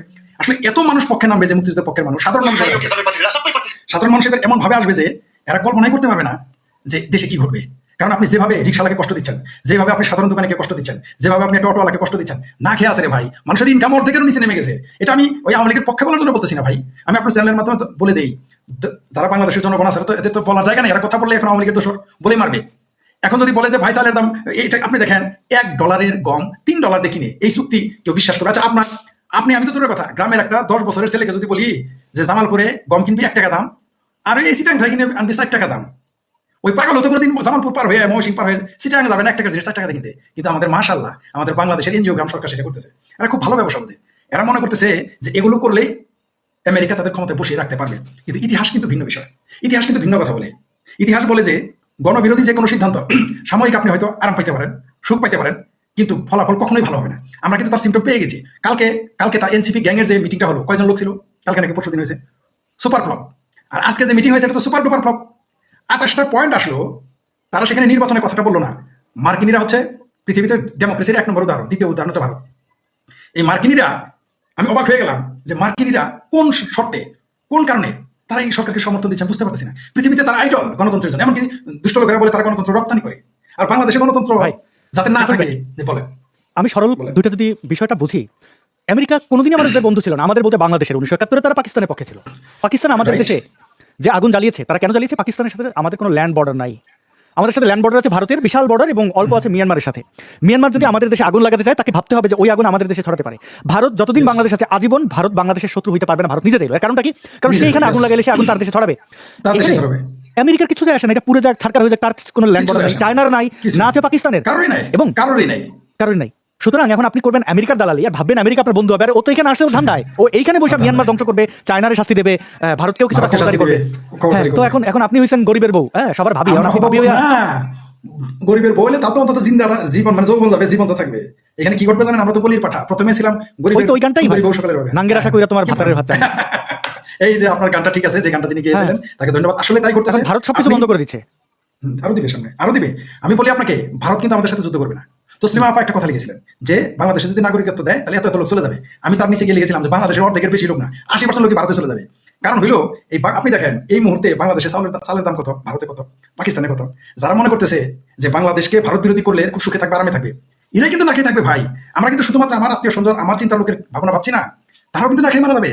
কারণ হলো ভারতের সাথে আমাদের ফুড চেইন যেটা আছে এটা যদি কেটে দেয়, কালকে দুর্ভিক্ষ লেগে যাবে। কালকেই যে শুধু ভারত ঘোষণা করবে যে আগামী মাসের মানে মনে করেন এটা হলো যে মাস, আগামী 30 দিন পরে বাংলাদেশের সাথে ভারত সকল প্রকার বাণিজ্য এবং আকাশপথ বন্ধ করে দিল। আপনি বিশ্বাস করেন দুর্ভিক্ষ লেগে যাবে 72 ঘন্টার মধ্যে। কারণ কি জানেন? ভারত লাগাবে না, কারণ সেটা 1 মাস সময় দিল। এই দেশের ব্যবসায়ীরা সব গুদামজাত করে ফেলবে, ওই যে রমজানের মধ্যে যা করে। মাশাআল্লাহ, দেখেন এরা কিন্তু মারা যাবে, নিজেরাও কিন্তু মারা যাবে 1 মাস পরে। তারপর দেখবেন গুদামজাত করবে এবং না খেয়ে সবাই মিলে মারা যাবে। ভারত এই দেশের সাথে কোনোদিন যুদ্ধ করবে না, তার প্রয়োজন নাই। কেন যুদ্ধ করবে? ওই যে আপনি যেটা বললেন, এই জিনিসটা এই দেশের সাধারণ মানুষের মাথায় তো নাই। এমনকি যারা যারা বড় বড় মাথালা তারা কিন্তু এটা জানে, যে আপনি যেটা বললেন না যে ভারত যদি কালকে এখানে আক্রমণ করে, আগুন তার ঘরেই লাগবে। মানে আপনি যদি পড়শির ঘরে আগুন লাগান, আপনার ঘর তো নিরাপদ না। ভারত কোনোদিনই তা করবে না, কারণ একমাত্র পড়শি আমরা, আমাদের একমাত্র পড়শি হচ্ছে ভারত আর বার্মা। সুতরাং এইখানে কেউ কেউ আসতেছে এই বাংলাদেশ নামক ঘরে আগুন লাগিয়ে, এইখানে তারা আলু পোড়া, এখানে তারা বেগুন ভর্তা, এইখানে তারা এই ভুট্টা ভাজি এগুলো তারা খাবে। এখন এই জিনিসটা তো আমরা বুঝাইতে পারতেছি না, কারণ ওই যে ল্যাংটা সুলেমানের মগজ ধোলাই করে ফেলছে, মৌলভী সাহেবের মগজ ধোলাই করে ফেলছে। এখানে এই জন্য ফরিদ আসাদ নূর বা নিজম মজুমদার বললে সেটা তারা তাদের মতো করে ব্যাখ্যা করতেছে। ওই যে টম এন্ড জেরির মতো দেখবেন বারবার বিড়ালের কাছে চলে যায় হাঁসের বাচ্চাটা, ইন্দুর যায় ওরা টেনে নিয়ে আসে আবার দৌড় দেয়। এই দেশের জনগণ হচ্ছে তাই, এদের আপনি বুঝাইতে পারতেছেন না। কারণ হলে এই দেশের শিক্ষা ব্যবস্থা, এই দেশের রাজনৈতিক চর্চাটা এমন ভাবে তৈরি করা হয়েছে যে এখানে এই যে যারা চিঙ্গবাম তারা তো সবাই বেশিরভাগই শিক্ষিত, অনেক শিক্ষিত, কিন্তু তারা দেখেন কি করে, মানে আওয়ামী বিদ্বেষে, বঙ্গবন্ধু বিদ্বেষে, ভারত বিদ্বেষে, নরেন্দ্র মোদী বিদ্বেষে এরা উন্মাদ হয়ে এরা মৌলবাদীদের পক্ষ নেয়। এটা কি সম্ভব? আপনার সাথে ধরেন আমার ব্যক্তিগত বিরোধ হলো বা আপনার সাথে আমার মতের বিরোধ হলো, তার মানে এই কি আপনাকে উচ্ছেদের কাজে আমি লেগে যাবো? কারণ আপনি উচ্ছেদ হলে তো অটোমেটিক্যালি আমি উচ্ছেদ হয়ে যাবো, আমি নিজেই উচ্ছেদ হয়ে যাবো। আপনি যদি আমাকে উচ্ছেদ করেন অটোমেটিক্যালি তো আপনি আপনার সর্বনাশ করলেন। কিন্তু এই দেশের মানুষ এটা বুঝতে পারতেছে না, বুঝতে চাইতেছে না যে এই দেশের জঙ্গিদের সাথে প্রকাশ্য মিটিং, সেইখানে আর এরা আজকে হইলো প্রথমে দেখেন এরা কিন্তু অস্বীকার করছে, বলছে মিটিং হয়নি, প্রথমে বলছে মিটিং হয়নি, পরে স্বীকার করতে বাধ্য হয়েছে। এখন বলতেছে যে তারা কি সেখানে কি হানিমুনে গেছে, তারা কি সেখানে ডেটিং এ গেছে? নিশ্চয়ই ওইখানে তারা ডেটিং এ হানিমুনে যায়। এখানে আজকে তাদের ঈদ লাগছে, এই যে ঢাকাতে তারা ঈদ পেলে ওইখানে দাল মেকুস কালা না, দাল মেকুস লাল বি হ্যাঁ, পিলা বি হ্যাঁ, মানে হলুদ আছে, লালও আছে, বহু কিছু আছে। এখানে দেশটাকে সর্বনাশের দিকে ধাবিত করতেছে এরা। এবং এই সর্বনাশের আগুন শুধু আপনার আমার গায়ে লেগেছে, আমাদের গায়ে তো লেগেই আছে। এই আগুন এখন তারা মরবে, এখন তারা পুরো মরবে। এখন এদের আপনি কিভাবে বুঝাবেন? এতে কিছু বলতে গেলে বলবে আসাদ শেখ হাসিনার দালাল, আসাদ নিজে মজুমদারকে ডাকে, আসাদ শেখ ফরিদকে ডাকে, এই তো দোষ হয়ে গেছে আওয়ামী লীগের। কিন্তু আওয়ামী লীগ এনসিপির সন্ত্রাসীগুলো কেউ আসে না, আমি অনেকেই বলেছি ভয়ে, মানে ওরা এখানে কেন কোথাও আসে না। তাদের দখল করা কি কয়েকটা টেলিভিশনে যায়, ওইখানে যে আগে শর্ত দিয়ে রাখে এই বলতে হবে। আবার ধরেন যে হাসনা দেখেন নাই, ওই যে একটা আসিফ ম্যাগজিন নিয়ে ধরা পড়েছে, তার আপত্তির জায়গা হচ্ছে যে এটা সংবাদে আসলো কেন, সংবাদ রিলিজ হয়ে যায়, মানে তারা জানে যে তারা এখন গুন্ডা। কিন্তু এই গুন্ডার ওটার মাটি যদি থাকে তাহলে তার অ্যাক্টিভিজমে বৃথা হয়ে যাবে, মানে আমার ধ্যান ধারণাই ভুল হয়ে যাবে। আমি দেখতে পাচ্ছি আপনি নিজেও বাক স্বাধীনতা বিশ্বাস করেন এবং অন্যের বাক স্বাধীনতা বিশ্বাস করেন, সেটা আপনার প্রতিপক্ষ হলো। কিন্তু এরা নিজেরাই দেখেন, এরা নিজেরাই সেন্স হতে নিজেকে, মানে এরা কত বড় হারামি দেখেন। আচ্ছা আমার ভুল হতে পারে, ত্রুটি হতে পারে, সেটা আলাদা বিষয়, আমি কম জানতে পারি তত সেটা আলাদা বিষয়, আমার ভুল হতে পারে, কিন্তু আমি তো ভিতরে যেতে ভয় পাবো না, কোথাও যেতে ভয় পাবো না, কারণ কি আমার ভিতরে কি আমি তো অন্যায় করি নেই। কারণ এই যে আপনি দেখেন এরা যে কত বড় অপরাধী তার প্রমাণ হচ্ছে তারা মিটিংগুলো গোপন করতে তা কোথায় চিটাগাং। তবে একটা কাজ ভালো হয়েছে, জনগণ বুঝে গেছে, বিদেশি যারা তারা বুঝে গেছে। আর আপনি যেটা বললেন যে এইখানে চায়না কিন্তু এখন বসে থাকবে না, তারা কিন্তু চায়নাকেও খোঁচাচ্ছে, তারা কিন্তু বুঝতেই পারতেছে না। আমি বুঝতে পারি না ডক্টর ইউনূস নাকি মহাপণ্ডিত, এই লোকটা এটা বুঝে না। আপনি ওর কথা বাদ দেন, এই ইউনিচার মানে এ হচ্ছে যে এই বাংলাদেশে তো আসলে আমরা ওরকম বাংলাদেশে ওরকম আইকনিক মির্জাফর পাই না, কয়েকটা রাজাকার ছিল, টপ নচ রাজাকার, কিন্তু অনেকগুলো একটা মাল দরকার ছিল। মানে দেখেন এই যে আপনি হিন্দুজম বলেন, প্রত্যেকটা ধর্মে একটা গুড ক্যারেক্টার একটা ব্যাড ক্যারেক্টার আছে। আসলে বাংলাদেশে অনেকগুলো ব্যাড ক্যারেক্টার ছিল, এবার একটা ক্যারেক্টার পাইছি, এর নামে ঘৃণাস্তম্ভ হবে বাংলাদেশের জায়গায় জায়গায়, টয়লেট হবে, টিস্যু বাইর হবে, এর জন্য টয়লেট টিস্যু বের হবে, আপনি এগুলো মিলিয়ে নিন। আমি বিশ্বাস করি আপনার সাথে একমত। এটা হবে এবং আসিফ নজরুলদের এদের সাথে কি যে হবে, মানে এই ভয়াবহতা বাংলাদেশ কখনো ইয়ে করেন, এটা আমি তাদের কর্ম থেকে ধারণা করছি না, হইতে পারে। আমার কি প্রশ্ন, না হবে, নাও হইতে পারে। প্রশ্ন হচ্ছে যখন ম্যাগাজিন নিয়ে যায় সেটা লিক হয়ে যায়, আজকে এত গোপন মিটিং, চিন্তা করেন এত গোপন মিটিং লিক হয়ে গেল, তাহলে কি সবাই আওয়ামী লীগ? তারা কারা? তারা বাংলাদেশের জনগণ। ওরা এখনো বুঝতে পারছে না যে ওরা যেখানে যেখানে যাচ্ছে সবকিছুই রেকর্ডেড, সবকিছুই মানুষ জানে, হয়তো সামনে আনছে না, হয়তো সামনে আনছে, সবাইকে শত্রু বানিয়ে ফেলেছে, ওরা পালাবে কোথায়? ওরা একটা কক্সবাজারে মিটিং করতে পারলো না, এটা সিসিটিভি ফুটেজ সামনে চলে আসলো, ওরা দেশ ছেড়ে পালাইতে পারবে তো? না না না, আমি বিশ্বাস করি না। একটা হলো ইউনুস পালাতে পারবে না, কারণ সে লোভিত। ওই যে দেখবেন কিছু কিছু ওই যে বেশি খায়, খাইতে খাইতে পেট ফেটে যায়, ডক্টর ইউনুসের দশা হবে তাই। সে তার কিন্তু স্কোপ আছে, পালায় যায়, সে যাচ্ছে না কেন? লোভে পড়ে গেছে, লোভে পড়ে গেছে। সে এত খাচ্ছে দেখেন, এত ব্যাপারী হয়ে গেছে, এত খাচ্ছে খেতে লোভে না খেতে ভাই, পেট ও জানে ও 32 ভাঙাইছে, ও জানে যে ওর অস্তিত্ব গ্রামীণ ফোন, গ্রামীণ ব্যাংক কিছু থাকবে না, জানে, এখন বাঁচানোর চেষ্টা করতেছে। ও লোভ না, খেয়ে বলছে, মানে থাকবে না। দেখেন না, আপনার কথা প্রথম ঠিক। মদ খাইতে বসলে চিন্তা করে যে আরে মদ দে খাই, খাইতে খাইতে যখন বমি করে তখনটা বলে আল্লাহ কই খাইলাম, ভগবান বাঁচাও। ওর তো গাঞ্জা খেতে যায় বলে দূর বেটা, সিগারেট খেয়ে আমি দুইটা দে, পাতলা জিনিস। দুইটা দে। হ্যাঁ, দুইটা দে। টানের পর টান দিয়ে তারপর চিন্তা করে থাকে। ইউনুসের তবে আপনি ঠিক অবস্থা কি, সে এখন বলেছেন। এখন এখন এখন এখন কিন্তু সেই ইয়েতে আছে, মানে তার ডোজ ওভার হয়ে গেছে। এখন সে কোনো Exactly. এই যে আচ্ছা চিটং যেটা হলো, আপনি বলেন তো পিটারাস ঢাকায় কেন না? চিটং যে তাদের আজকে এগুলো কিন্তু সাইন, আজকে তাদের মহা উৎসব, লুটপাটের মহা উৎসব, সেটা রেখে তারা লুটপাটের মহা যাচ্ছে উৎসব। ওইখানে meeting। কক্সবাজার। এটা কেন, কি এমন বিমানে করে কক্সবাজার যেতে হয়? দালমে পুস্তক আলা হয়।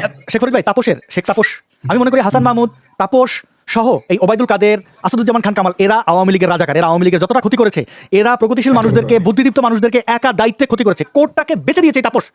সে Yes, শুধু মুজিবুরকে বিক্রি করে সাধারণ দিয়েছে। মানুষকে নির্যাতন, আমি দেখেছি অনেক, আমি তো জেল খেটেছি, এই কোর্ট চত্বরে আমার অনেক দৌড় ছিল। তাপসকে শুধু আপনি আইনজীবী হিসাবে পয়সা দেবেন, আপনার অটো বেল, এবং ওই কোর্টে যারা সৎ আইনজীবী ছিল, বিচারপতি, তাদেরকে তছনছ করে দিয়েছে তাপস। সেই তাপস 3রা আগস্ট পালিয়েছে না, শেখ হাসিনাকে ফোন করে, এই কল রেকর্ড শোনেন নাই?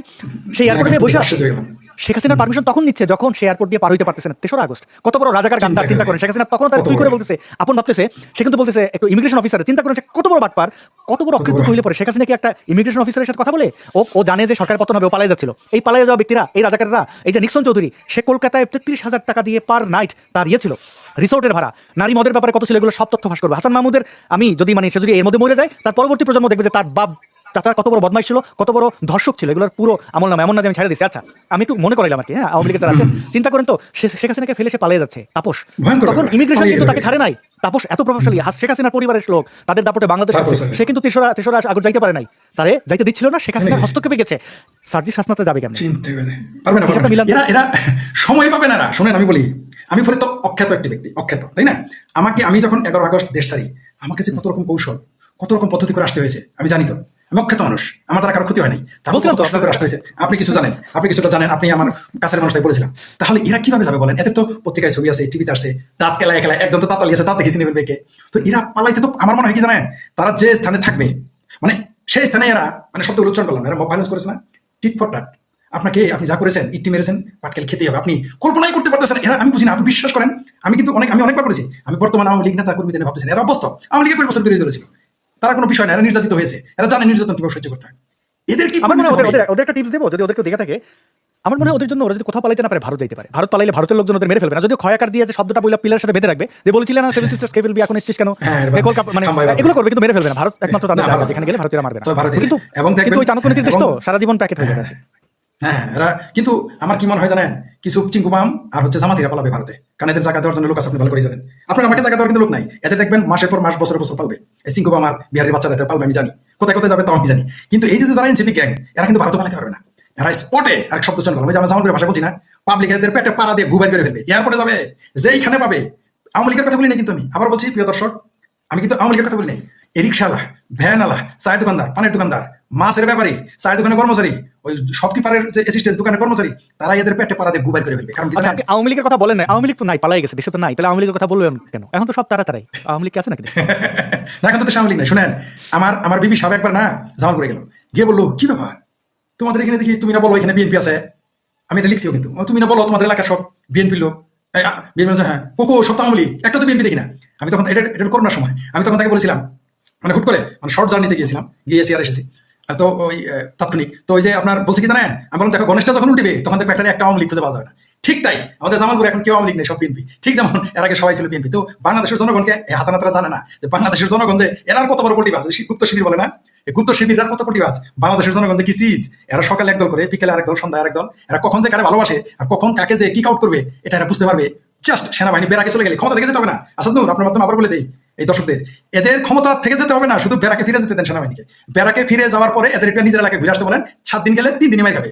এবং জুতার বাড়ি খাবে সাধারণ মানুষের হাতে, ডিল তো হিসাবই নাই। এরা অন্য ডিস্ট্রিক্টের কথা বাদ, মনে করেন আমার জামালপুরে এনসিপি ক্যাম্প যেতে পারবে না, মায়ের খাবেই খাবে, 2 দিন গেলে 1 দিন খাবে, মানে সে প্রথম দিন মেরে খেতে পারে, কিন্তু 2 বার 1 বার করে প্রতি আমার জামালপুরে যেতে বললাম, বৃহত্তর ময়মনসিংহ ডিস্ট্রিক্টের সব কথা বললাম। আর কোথাও এই আমাদের দেশে 38টা সংসদীয় আসন, এই বৃহত্তর ময়মনসিংহ ইনক্লুডিং টাঙ্গাইল, এই 38টা আসনে তারা যদি প্রতি 2 দিন 1 বার করে মার খাবে, এরা ক্ষমতায় আসলেও যদি সেনাবাহিনী বেড়াকে চলে যায়, সেনাবাহিনী শুধু বেড়াকে যাইতে দেন, তারপরে দেখেন দুধ কা দুধ পানি কা পানি হয়ে যাবে। আর বলতে পারেন যে হাউমিনি পেড়িতে হাউমিনি রাইস না, হাউমিনি পেড়িতে হাউমিনি গম হয়ে যাবে, এরা বুঝতেই পারবে না। এদের তো জামালপুরে ময়মনসিংহের কথা বলি, এদের তো এখন আর্মি পাহারা আর ওই যে ট্যাঙ্ক থাকার কারণে এদের পাশা ফুলে তো ময়মনসিংহ পাউরুটি হয়ে গেছে, পেট ফুলে ফুটবল হয়ে গেছে, মনে করতেছে মুই কি হনুরে, কিন্তু এরা জানে না রংপুরের লোক সবচেয়ে নিরীহ, গোপালগঞ্জের লোক সবচেয়ে নিরীহ। গোপালগঞ্জে গিয়ে কিন্তু ট্যাঙ্কিতে ঢুকতে হয়েছে, ওইখান থেকে আসতে পারছে কারণ শেখ হাসিনা রাস্তাটা এত সুন্দর করেছিল, এত সুন্দর আর বড় করেছে, তাহলে আসতে পারছে। রংপুর থেকে পালানোর সুযোগ নেই, রাস্তা কিন্তু তো ভালো না। আর আমাদের জামালপুর রাস্তা তো আরো খারাপ, মাসাল্লাহ যেগুলো যাবে হেলিকপ্টার ছাড়া আনতে পারবেন, আর হেলিকপ্টার তো আর সেনাবাহিনী দিবে বলে মনে হয় না। ট্যাঙ্ক দিয়েও তারা জামালপুর, ময়মনসিংহ, রংপুর, নেত্রকোনা, কিশোরগঞ্জ সহ গভরগাঁও এগুলো থেকে তারা আসতে, ট্যাঙ্ক দিয়েও আসতে পারবে না, ট্যাঙ্ক সহ নিয়ে যমুনা নদীর মধ্যে ফেলে দেবে।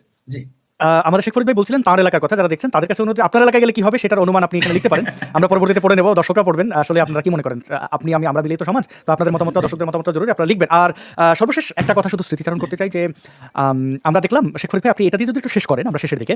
শেখ ফরিদ ভাই, শেখ হাসিনা পালাইছেন বলছেন, এটা আগস্টের সময় আমি 2-1 বার বলছি, মানে বলার জন্য বলছি, কিন্তু এবং আমি নির্যাতিত চরমভাবে আওয়ামী লীগের কাছ থেকে, সেই অনুযায়ী আমি কোনো প্রতিশোধ নেই নাই, এবং নেওয়াটাই স্বাভাবিক। আমি ওইটা মানে রাজনীতিতে আসলে ব্যক্তিগত জীবন টানাটা উচিত না, যে কারণে আমি জানি নাই। তবে যারা আওয়ামী লীগের রাজাকার তাদের নিয়ে একটা এপিসোড পরে করবো, সেটা একটা পরে আলোচনা। আমি শুধু বুঝতে চাই শেখ ফরিদ, আমি শুধু বুঝতে চাই যে এই ইউনুস গ্যাং যে অবস্থা করছে এবং তাদের পালানোটাই হচ্ছে খুব স্বাভাবিক বিষয়। তারা এই দেশে কোনোভাবেই টিকতে পারবে না, কারণ একে একে তারা সবাইকে মানে শত্রু বানাইছে। এবার পালাইছে বইলা যে সকল ইসলামপন্থী সন্ত্রাসীরা উল্লাস করতেছে, আমি দেখছি মাদ্রাসার ছাত্রদের রাস্তার মধ্যে এরকম লিখে দিচ্ছে, আপা আরেকদিকে পালাইছে, ছাত্ররা লাফাচ্ছে, আপা পালাইছে। হ্যাঁ, এই কথাগুলো কি ইসলামপন্থীদের বলা মানায়? তাদের নবী তো পালাইছিল, তাহলে তো বলতে হয় যে শেখ হাসিনা হিজরত করেছেন। আপনি যদি একটু বলেন আসলে কি হয়েছে।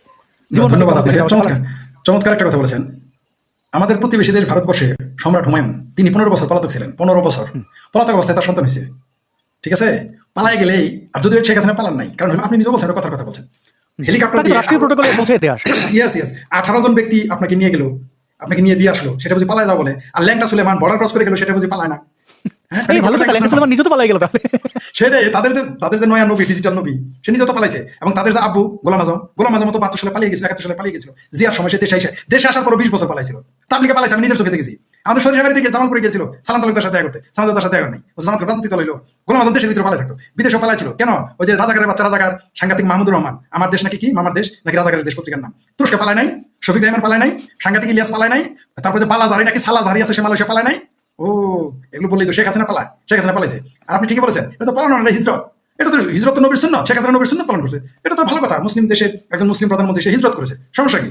এবং কি মজার বিষয় দেখছেন, ইসলামের প্রফেট মোহাম্মদ মক্কা থেকে ইহুদিদের রাষ্ট্র মদিনায় হিজরত করেছিল, আর শেখ হাসিনা মুসলমানদের প্রধানমন্ত্রী, তিনি হিজরত করেছেন হিন্দু ভারতে। এটা নতুন কিছু না, নবীর বংশধররাও ও ভালো কথা মনে করছেন। ওই যে কারবালায় যে মারামারি হলো, কারবালায় যে মুসলমানদের জবাই করলো, নবীর সব বংশ তো, হযরত আলী সব বংশ, নবীর সব বংশ তো ভারতবর্ষে পালিয়েছিল, তারা তো এখানে পালিয়ে আসছিল, এটা তো ঐতিহাসিক সত্য। তো এই যে যারা পালাইয়া বলা নিজের সুখ খুঁজে, এই সুখ, এমনকি তাদের যে আরেক ডিজিটাল সন্ত্রাসী আব্বাল লাদেন নাকি নাম ছিল, ফাতের নাম ছিল সন্ত্রাসী, সে কোথায় ছিল? সে তো একবার ইয়েমেনে পালায়, একবার পাকিস্তানে পালিয়ে ছিল, সে পালায় নাই। সৌদি আরবের নাগরিক, সৌদি আরব এবং আমেরিকার নাগরিক ছিল লাদেন, সে পালায় নাই। আফগানিস্তান থেকে পালায় আমেরিকার ভয়ে পাকিস্তানের ক্যান্টনমেন্টে গিয়ে পালাইছিল। তো ওটা পালানো না? এরা রাজনীতিতে অনেক কিছুই ঘটে। আর এই যে বামপন্থী যারা বলে পালাইছে, তাদের নেতা সে এবার পালায় নাই, ফিদেল কাস্ট্রো পালায় নাই, পালিয়ে যায় নাই। এটা পালিয়ে যাওয়ার যে সংজ্ঞা তারা দিচ্ছে, আর তারাই তো বলে যে 2 স্টেপ ফরওয়ার্ড 1 স্টেপ ব্যাক, এইভাবে তাকে আগাবে পিছবে এভাবে তো যাবে। এরা নিজেদের যে নিজের বেলায় এরা 16 না বোঝে, অন্যের বেলায় 12 না দিতে পারে না।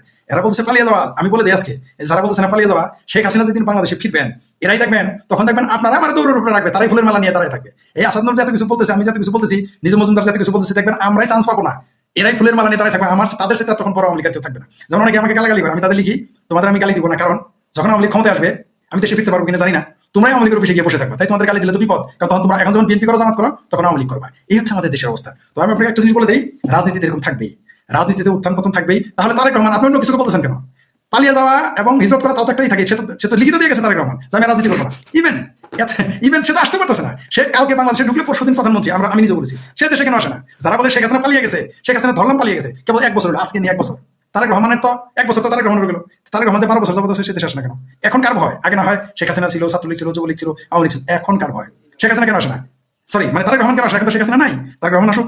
এই যে যারা অভিযোগ করার আগে ওই যে আঙ্গুলটা অন্যের দিকে দেওয়ার আগে, আপনি দেখেন আপনার দিকে আঙ্গুল দিছি, একটা আঙ্গুল আমার দিকে, 3 আঙ্গুল এই যে ঘুরে আছে, মানে নিজের দিকে তারা তাকায় না যে কয়টা আঙ্গুল তার দিকে যায়। এই হচ্ছে আমাদের দেশের সমস্যা। তবে আমাদের দেশ, ওই যে সেই শেখ সাদির বয়ান দিয়ে আমি শেষ করি, हर चीज পয়দা होता है উর্দু কে ফার্সি উর্দু কেন বলি কারণ হিন্দি বললে আবার ভারতে দালাল বলবে বাংলা বললে আবার হিন্দু ভাষা বলবে তাই ফার্সিটাকে অনুবাদ করে উর্দুতে বলি কারণ এরা তো ফার্সি বুঝবে না हर चीज পয়দা होता है हर কারবালা के बाद এই কারবালা মানে ওই ইমাম হোসেনের যে মুসলমানেরা 4000 আলেম জবাই করছে ওই বস্তু ওই কারবালা কারবালা মানে হচ্ছে ডিস্ট্রয় ধ্বংস মানে প্রত্যেক ধ্বংসের পরে নতুন কিছু সৃষ্টি হয় তো 5 আগস্ট আমার মনে হয় একদিন বাংলাদেশের জন্য শুভ কিছু বই আনবে ওই সাপে বর বলতে বাংলা প্রবাদ আছে না সাপে বর হয়ে যাবে এটা সুতরাং এটা দরকার ছিল তার জন্য কিন্তু আজকে চিন্তা পারছেন হাসান মাহমুদরা যে কার নাম বললেন যে ফোন পালাই গেছে শেখ হাসিনা তার তো ফুকু নাকি হয় নাকি চাচি হয় তাকে রেখে পালাই গেছে আরে তাপস তার আত্মীয় হয় না সে পালাই গেছে আমার বিশ্বাস আমি ফরিদ বিপদে বলে আপনি পালাবেন না আমার দৃঢ় বিশ্বাস আছে আপনি আমার রক্তের কেউ না আমার দলের কেউ না আমি আপনার দল করি না আপনি আমরা কেউ পালাবো না বরং আপনি আসাদ বিপদে বললে আমি এগিয়ে যাবো আমি ফরিদ বিপদে বলে আপনি এগিয়ে যাবেন এটা আপনি প্রমাণ করেছেন আমিও প্রমাণ করেছি আমি গিয়েছি যখন আপনাকে সারা বাংলাদেশ খুঁজে তখন কলকাতায় শুধু আপনাকে দেখার জন্য আপনাকে আত্মবিশ্বাস দেওয়ার জন্য গিয়েছিলাম কলকাতায়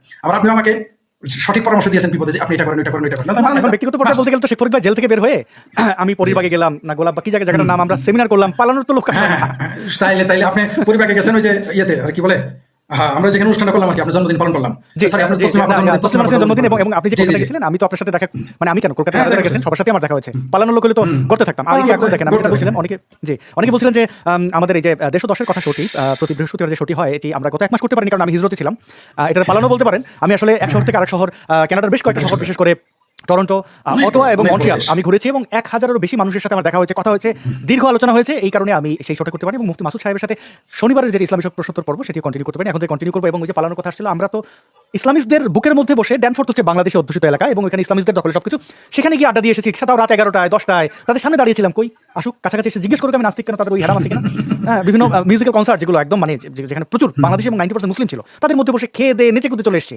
তো পালানোর লোক তো আমি তার একটু মান না যে গর্তে লুকিয়ে থাকবো তো যাই হোক এখন ইসলামিক সন্ত্রাসীরা যেভাবে ব্লগারদের হত্যা করে এবং শেখ হাসিনার যে ডিজিএফআই যেভাবে গুম করে ফেলেছিল এবং তারা পাসপোর্ট কেড়ে নিয়ে বলেছিল যে আমাদের দেশে থাকলে হত্যার শিকার হতে হবে আর দেশের বাইরে গেলে পাসপোর্ট সহ যেতে পারবো না দেশ থেকে বের হতে হয়েছে কষ্ট করেছি কিন্তু পালাইনি এবং লুকিয়েও থাকিনি এবং এখন অনেকে বলতে পারেন পশ্চিমে আছি হ্যাঁ কিন্তু আমি আমার দায়িত্ব পালন করছি আমার যেটা দায়িত্ব আমি অ্যাক্টিভিস্ট হিসেবে যতটুকু করার তাকে বেশি করছি শেখ ফরিদ ভাইকে ধন্যবাদ যে আপনি আমাদের সাথে এই পথে মানে এখন প্রকাশ্যে আগে ছিলেন আপনি অন্যভাবে মানে বইয়ের সংগ্রাম আপনি সাহিত্যের ভাবে সংগ্রাম করছিলেন এখন মানে ডিজিটাল অ্যাক্টিভিটিতে আপনি যুক্ত হয়েছেন আপনাকে কৃতজ্ঞতা জানাই এবং এই যে বিস্তারিতভাবে আমাদের সমৃদ্ধ করলেন এবং দর্শকরা আমাদের 1 ঘন্টা 14 মিনিটের এই শোতে প্রায় গড়ে 10,000 লোক ফেসবুক ইউটিউবে মিলে দেখেছেন এখন প্রায় 7,000 লোক 6,000 লোক হ্যাঁ তো আমরা কৃতজ্ঞ আপনাদের দর্শক বন্ধু আপনাদের কাছে এবং আপনারা এটি শেয়ার করতে পারেন যদি মনে হয় যে এই আলোচনাটি আপনাদের জন্য গুরুত্বপূর্ণ অন্য কেউ জানলে উপকার হবে সেটা মনে করেন তাহলে অবশ্যই শেয়ার করবেন এবং আমি আরেকটা জিনিস বলতে চাই আপনারা 1 মাস আগে যে আসাদকে দেখেছেন 1 মাস পরে আপনারা ভিন্ন আসাদ দেখতে পাবেন এর কারণ হচ্ছে বেশি মানুষের সাথে কথা হয়েছে যোগাযোগ হয়েছে তাদের সাথে ভাব বিনিময় হয়েছে আমি বুস্ট আপ হয়েছি মানে চার্জড আমি জানি আমাকে কি করতে হবে আমি অনেক বেশি অনুপ্রাণিত আপনাদের আমার এই 3টি শহরে যাদের সাথে দেখা হয়েছিল সবার কাছে কৃতজ্ঞতা অনেক সুস্বাদু খাবার অনেক আনন্দ অনেক কিছু আমি মানে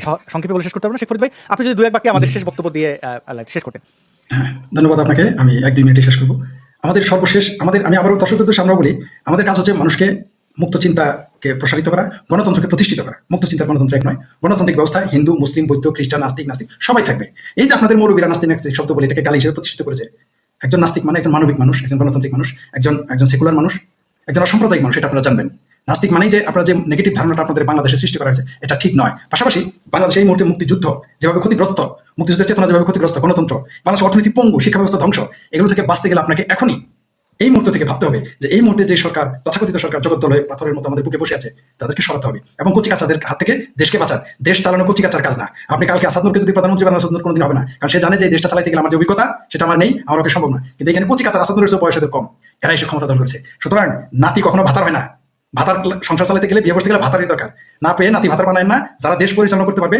এই দেশের যারা রাজনীতি করে গণতান্ত্রিক পন্থায় নির্বাচনের মাধ্যমে যাতে একটি সরকার প্রতিষ্ঠিত হয় এবং এই দেশ ভালো থাকে বহির্বিশ্বে আমাদের পাসপোর্টের মর্যাদা বাড়ে আমাদের মর্যাদা বাড়ে সেই দিকে বিবেচনা করুন সবাই ভালো থাকবেন আর আমাদের জন্য আপনাদের ভাষা আপনাদের ভাবতে আশীর্বাদ করবেন আমরা যাতে জনগণের জন্য দেশের জন্য মানুষের জন্য মানবতার জন্য কথা বলে যেতে পারি যতক্ষণ বেঁচে আছি আমরা বলবোই ধন্যবাদ অনেক ধন্যবাদ একটা কমেন্ট না দেখালি নয় এখানে একজন মানবিক মাইকেল তিনি মানে ইসলামিস্ট হবেন জানেন আমি তিনি কে তো তিনি বলছেন যে মানে রিফিউজি পাসপোর্ট পেয়েছেন আপনি ইসলামিস্ট হন আপনার নবী কিন্তু মদিনা পালিয়ে গেছিলেন এবং সেখানে কিন্তু তিনি রিফিউজি ছিলেন রিফিউজি থাকার অপরাধ না আমাদের দেশে রোহিঙ্গার আশ্রয় নিয়েছেন বাংলাদেশ থেকে প্রায় 3 কোটি মানুষ ভারতে আশ্রয় নিয়েছেন রিফিউজি থাকাটা অপরাধের নয় তবে আমি আপনাদের আশাহত করবো না আমি রিফিউজি পাসপোর্ট আমার আসতে হয়নি বা পাসপোর্ট আমার দরকার হয়নি আমি পার্মানেন্ট রেসিডেন্ট এবং এই কার্ডটা যারা চেনেন না নাই আমেরিকানটা আমি প্রত্যাখ্যান করেছি আমি কানাডিয়ান পার্মানেন্ট রেসিডেন্ট এবং এটা যদি রিফিউজি আমি হইতাম আমার কোনো অসুবিধা ছিল না কিন্তু আমি একটা বিশেষ যাই হোক আর না বলি কারণ রিফিউজি হওয়াটা আপনারা বরং লজ্জিত হওয়া উচিত যে একটা মানুষকে তাড়িয়ে দিয়েছেন এবং তাড়িয়ে দেওয়ার পরে বাংলাদেশের আমি নাগরিক, আমার পাসপোর্ট কেড়ে নিয়েছেন অন্য একটা দেশ। আমার এই দুরবস্থা দেখে তারা আমাকে ভারতে থাকা অবস্থায় যাচাই বাছাই ছাড়াই আমাকে পার্মানেন্ট রেসিডেন্সি তারা অফার করেছে, মানে সিওপিআর যেটাকে বলা হয়, কনফার্মেশন অফ পার্মানেন্ট রেসিডেন্সি। তো যাই হোক, এখন আমার পানিতে মাটি আছে, আমি এক্সিস্ট করি, যেটা আমি এক্সিস্ট করতাম না ভারতে থাকা অবস্থায়, সেখানে আমাকে জেল খাটতে হয়েছে